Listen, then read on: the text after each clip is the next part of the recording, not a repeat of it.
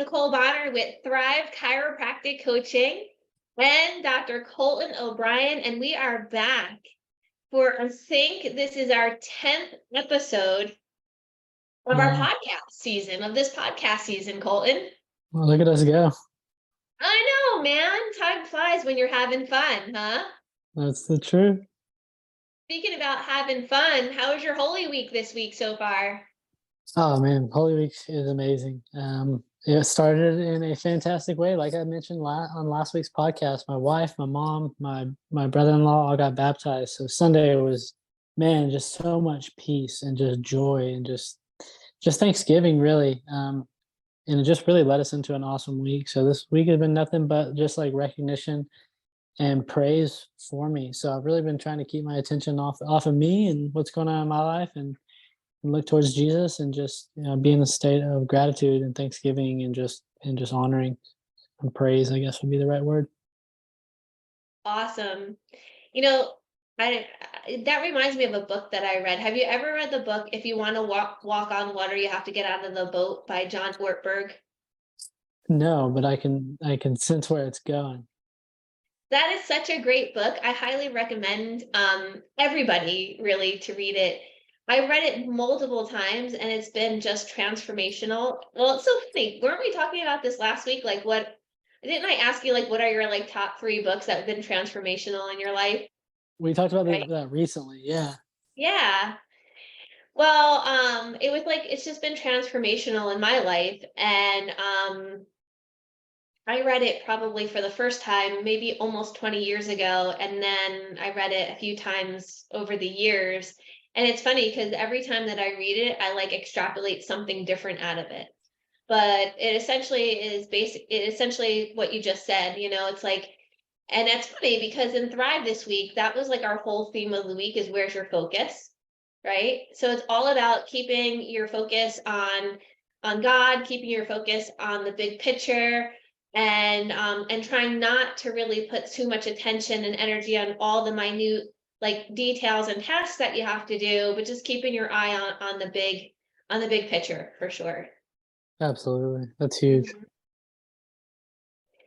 Yeah, it is. And I think that especially this time of year, it's a good it's such a reminder when we head into the spring of really, where is our focus? Why do we do what we do? Mm. You know? Why did God put us here at this time in this time in history, in this moment? Doing what we do as chiropractors, where do we fit in all of that? Yeah, I mean, truly, it is such a blessing to get up and serve. Like I was just thinking this morning, like I'm awake, I'm alive. Like it truly, like it's something that we can't take for granted. But man, one, being a chiropractor is such a blessing. But two, like being the hands and feet of God to be able to help His children to restore life flow back to people is the most special gift ever. And this week I had like it's like this breakthroughs every week or just realizations every week. I remember starting in chiropractic school and like delivering that adjustment and I hope this comes out right. Because I'll anyway, I'll just say it and then I'll refine it if I need to. But I remember just thinking at every adjustment, my conscious awareness was always on just like, man, this person has an intelligence that is going to receive this force. And whenever I deliver this force, it's going to be at the perfect place, at the perfect time, just what this person needs, just with the most dialed in intention ever. And I noticed as I got later in school, as I got better at adjusting, and like being in practice and like all this other stuff going on in my head, I don't dissociate. Like I don't not do that because I'm still like aware, I'm still there and I'm not going through the motions. But this week I had just kind of like I had to come back to myself because there was this person that was really, they were needing something today. And I just like I got into this zone that I felt like I really haven't been in since I was like fresh in chiropractic. And it's like it's transformed the way that I've been adjusting this week. And it's just like I'm taking all my attention off of everything else. And when it's time to just get in that moment to deliver the perfect force for the perfect person, and I'm the right person to do that. At that, it's just harmony. Like everything is in harmony, and whenever that force is received by their intelligence, it's going to do exactly what it's supposed to do. And that's kind of the shift, the wake up, the awareness that I'm kind of living in right now. And it's cool. It was kind of a gut check. It's like, hey, Colton, when did you stop bringing this level of intention? But to clarify, I still like, man, like I love my people, and every time I step to the table, like it's here, but there's more, and so I'm stepping into more right now. All right, Colton, I love that you shared that. And Jim Parker, right? Jim Parker used to call that the adjustment with something extra special. Mm. Did you get that at Parker? Did you get that principle? I didn't get that extra. I never heard that before, but I love that because that's exactly what it is. Yeah, Jim Parker used to call it an adjustment with that extra something special. And that's really fascinating. And I'm going to take our call today, our talk today, in a totally different direction than I had anticipated. But I think that it's important for the profession, and it's about to get wild. Are you ready, Colton? I'm here for it. Okay. There are chiropractors out there that may be watching this podcast, and I hope they're watching this podcast. And they truly believe that there's no difference between a just manipulation of moving the bone and a specific chiropractic adjustment with philosophy and intention behind it.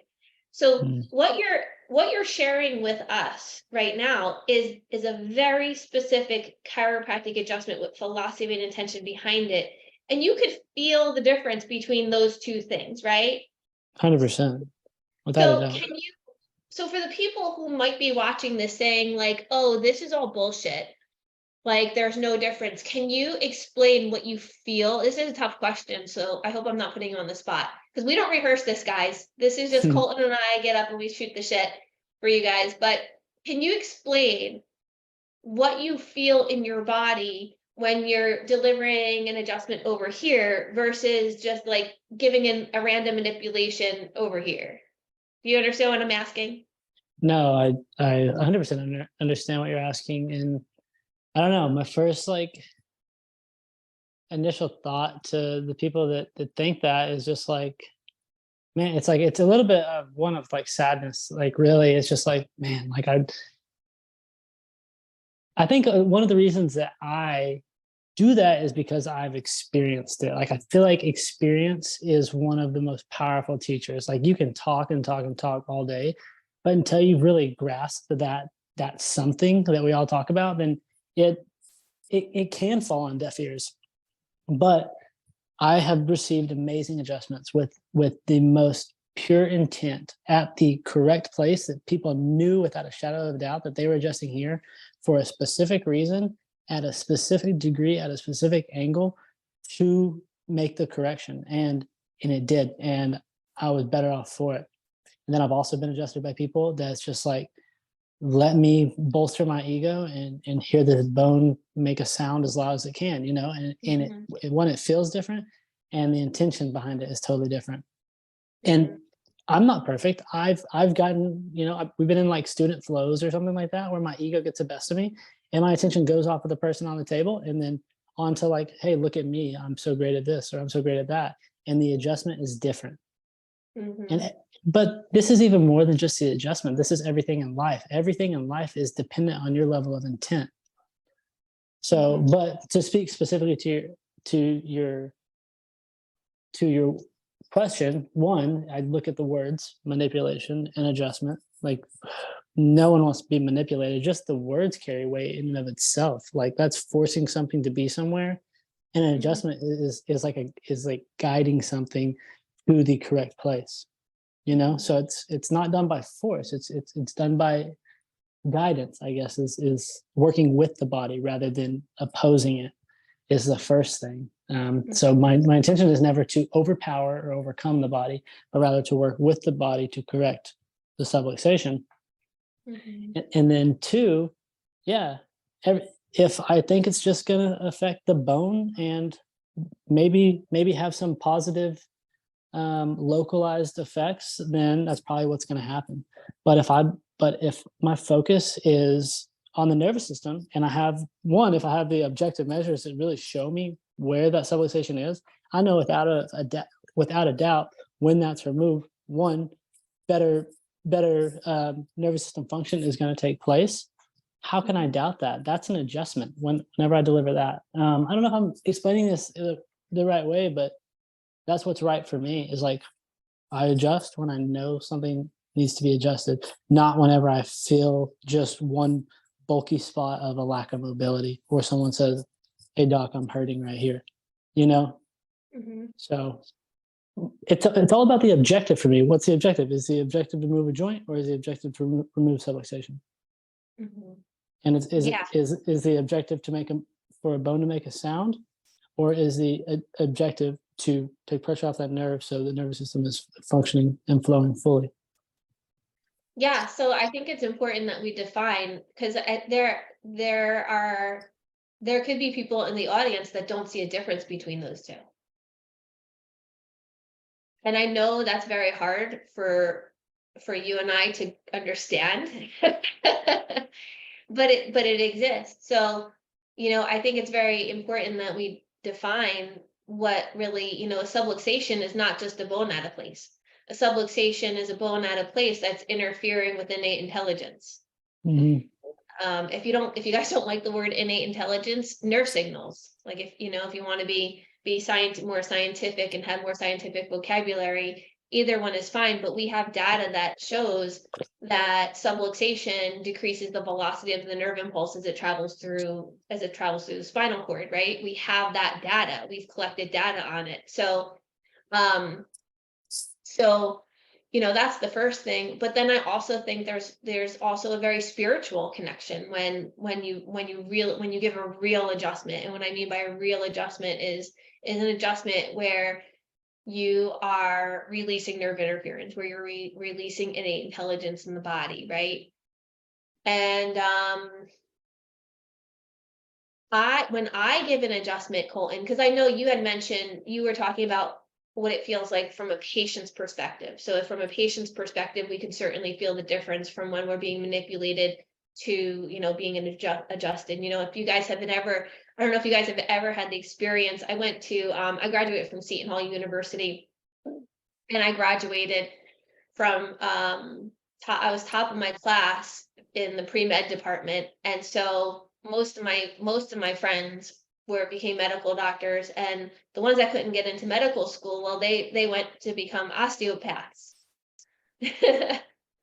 And an osteopath, now that was a great profession that got swallowed up by the medical profession, because if you go to an osteopath now, you won't even know the difference. You won't even know he or she's an osteopath, because they just prescribe medicine. They just prescribe drugs. They don't even do spinal manipulation anymore. But 25 years ago, 30 years ago, when I was in undergrad, oh shit, that sounds so old. When I was in undergrad, I had a good friend, he couldn't get into medical school, went to osteopathic school, super bright guy, super intelligent, super bright. Just at the time, it just so happened that the way that the world was going, there were very limited seats in medical schools. And so he became an osteopath, and he was like, and he knew I wanted to become a chiropractor. And he was like, let me give you an adjustment. Let me adjust your spine. And I let him. And it was like the worst, it was like the worst manipulation and experience that I ever had in my whole life. And I was like, dude, you really need to just stick with prescribing drugs, because you can't move bones very well. So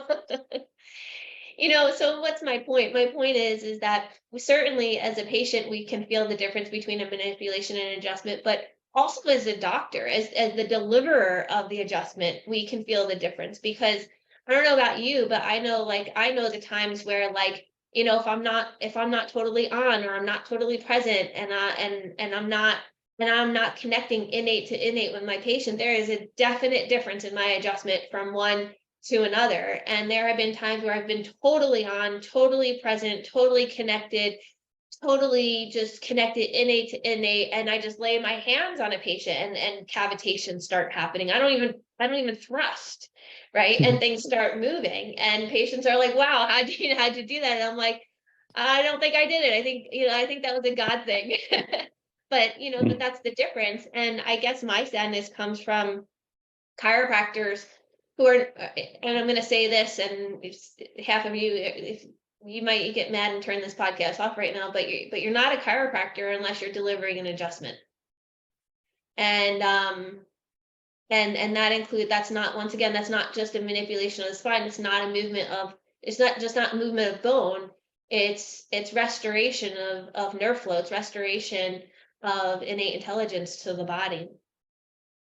And so I guess I'll leave it at that. Maybe we should move on, because this is a good conversation though, right? It is. Yeah, I mean, it's a necessary conversation, and yeah, it needs to be talked about. I mean, we're chiropractors, and so our job is to adjust the spine for subluxation, and if we're not doing that, we're not doing chiropractic. And I think it's that simple.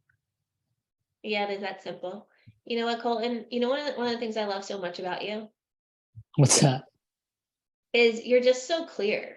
Like, you're just so clear about like who you are and what you do, and you're just like, yeah, it's like that easy. And you're right, it is that easy.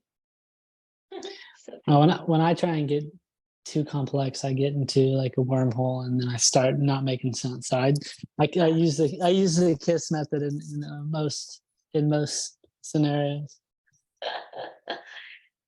That's awesome. Well, speaking of that simple, you have been in practice, I think now 5 weeks or something like that, right? Yeah, I think it's about that. And Yesterday, yeah. I was just saying, I started on the 6th, and yesterday was the 6th. So it's been like a month in like months, but I think about 5 weeks. Yeah, man. And you make it look so freaking simple. Maybe, I don't know. Talk to us. How did this week go? I know when you first started, your first week, we did a bunch of promotion before you even opened your doors. So you had a bunch of new patients your first week of practice. And then you were really busy. Like, you were really busy taking care of patients, and adjusting and seeing new patients. And then with being busy taking care of patients, we had like this like lag in PR, if you want to Hmm. call it PR, right? So we had this lag in PR. And so we had a little bit of a lag in new patients for a week or two there. And it was like, you had to find your mojo. You had to find your balance of being Dr. Colton, which is taking care of people, and also being entrepreneur Colton, which is continuing to have new patients come in and having a thriving business, right? And Absolutely. so now you're like kind of in that fourth, fifth, sixth week, and you're getting your balance, you're getting your mojo, huh? Yeah, it's like things are starting to stack, and momentum is starting to build. So it's like I just, seeds I planted about a month ago are starting to sprout. So I know I have such a long way to go, and like the last thing I ever want to do on this podcast is portray like I got it all together, because there's moments of the days where I'm like, I'm rocking this, and there's other parts of the day where I have my hands on my head, like what am I doing, But in the end, like I'm full of trust, and I know that the Lord put me here to do this. So I feel like there's nothing better than being on that table and being with a person that is seeking your care, and so that really keeps me going. And then I just try and keep my mind in a positive place at other times. But it is going good. To answer your question, this week was awesome. I think I PR'd like in patient visits and new patients this week, so that was cool. Wait, how many new patients did you see this week? Um, so it was so at the beginning of the week I had 8 for this week, which was awesome. I had 2 yesterday, no call, no show. And then I had a guy cancel the day because of Good Friday, which I totally understand and respect. But then like some random ones popped up throughout the week. So this is bad podcasting too.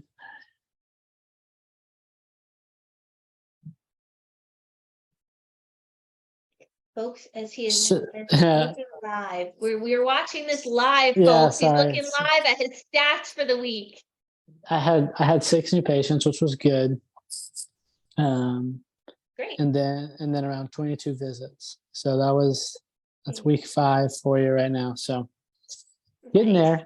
there. Got a lot of work to do, and really looking to convert on all these. I had one not convert on Tuesday, and I got really down. Like it was the last person of the day. I delivered it, and like it was hard because it was one of those moments where you're like, man, like I felt like I mean, I don't know if this happens to a lot of other docs, but like I wanted it more than them. Like I wanted them to be well so bad. Like I'm like, I know this is the perfect thing for you. Like I know your life will change. Like, and like without going into too much detail, like I pretty much just toggled this patient, and because there was so much to do, but I'm like, I'm starting here, and we're gonna see how you respond. Like, I don't want to do too much.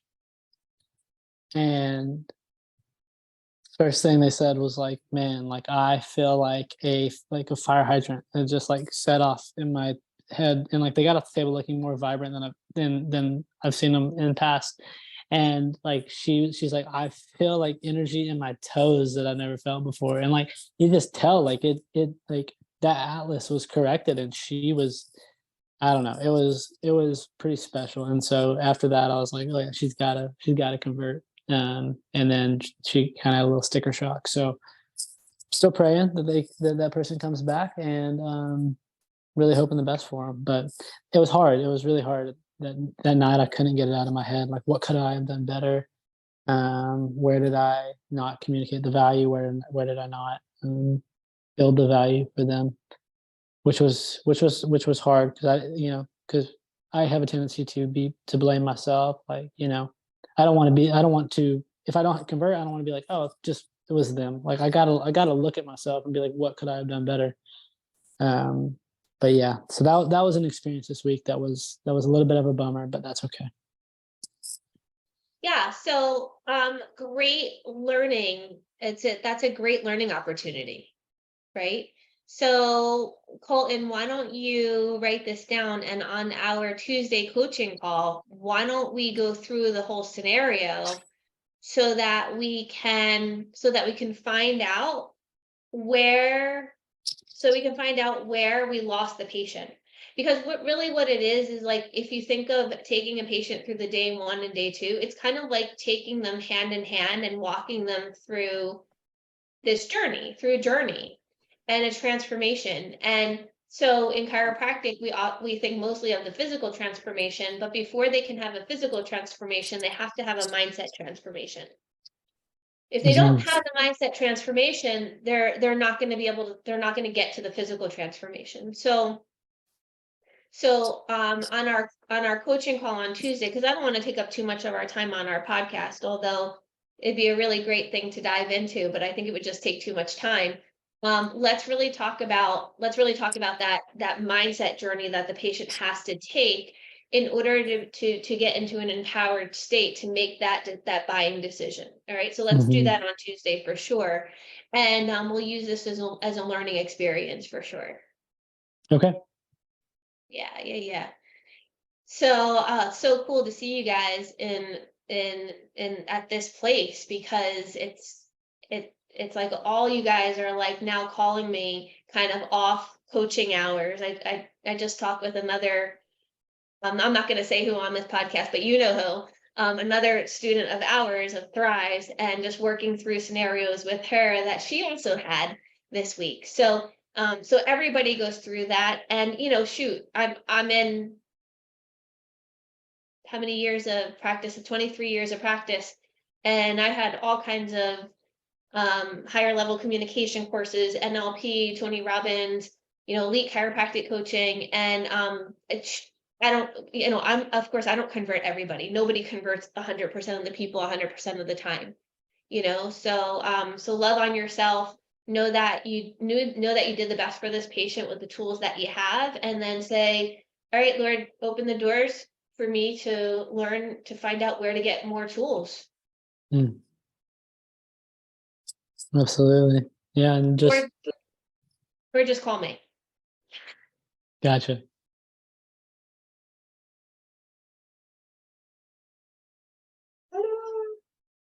I can do that. That's so cool. That's so cool. And so what else? Like, what else are you having fun with? Like, what are some other wins in your practice this week that wasn't like maybe a statistic, like something besides a statistic? That aha, that breakthrough that I talked about was just like the level of intention when I'm speaking is awesome. In my networking group, one of the members is a patient of mine, and he's done it before, like giving testimonials, and like usually you just do one and it's over. And he like stood up and he's like, guys, like I know I sound like a broken record today, but like y'all have to get into see Dr. O'Brien, because like he's changed my life, and I'm not even halfway through my care plan yet. And I was just like, that's super cool to hear. And it just, little stuff like that is awesome. And then I had the opportunity to help sponsor a networking event on Monday, and it was like 70 people there. And I didn't think I was getting anything other than like my logo on the wall, which is still fantastic and just for brand awareness and exposure. But I got to get up on stage and speak in front of a full room. And then I think 3 people came up to me after that and wanted to schedule. So that was cool. What? Unexpected, because all my people have really come from like um, screenings at the moment. So it's really cool for when people like sought me out. So, and then I'm working on optimizing my Google search and stuff like that. And then, yeah, continuing to just plant seeds. I had an awesome connection this week. I just followed up with someone I talked to a while back, and they're like, "Yeah, I don't, I don't think so right now, but like in the future maybe." And then hung up. And then they call me back right away, and they're like, "Hey, my wife just heard me say that. She said if I don't do it now, I'll never do it." And I was like, "Sounds like a good woman." So uh, they're coming in next week. So that was cool. It's just continuing to all the docs out there that are struggling, or just like planting seeds and not seeing any fruit or any growth from it yet. Just know that it's coming, because that's what I have to keep telling myself, and I'm starting to see it. I'm starting to gain momentum, and yeah, keep the main thing the main thing. Like keep your why at the forefront of your mind, and remember why you're doing it, and know that like you don't got to be a rock star from day one. Like you already are a rock star. Just keep pushing, keep playing, keep enjoying. Yeah, it's all working out. And like this Holy Week, like you said in the beginning, is an awesome reflection, just to like remember like why I'm doing what I'm doing. Like this is nothing. Like this really is nothing, and it's for nothing if I don't keep the main thing, which is just God at the forefront and just being a servant. I've always had enough. I will always have enough. I always am enough. And I can't get too far ahead. I just got to continue to be me every day and show up with the purest intention, just like we do when we adjust, because everything is related to your level of intention. So, yeah, my message this week is keep the main thing the main thing. I love that. That's an amazing message. And you know what, Colton? I think it's right around it. We're right around a half hour already. So I think we should end on that. Keep the Okay. main thing the main thing. That's What do right. you think? That's right. And I'm going to keep reminding myself too, because just like everybody, I slip, but we slip, we check, and we get adjusted. So, Amen, brother. Amen. All right, guys, we are going to close out. I think what is our 10th episode together. And Colton, you keep rocking it, keep saving lives, keep planting seeds, And before you know it, your garden is going to be so full, you're going to have to, well, I could probably increase the size of your garden. Yeah, we'll have to do that for sure. All right, man. Have a blessed weekend, and then we'll see all you guys next week. Cool. Happy Easter, everybody. Happy Easter.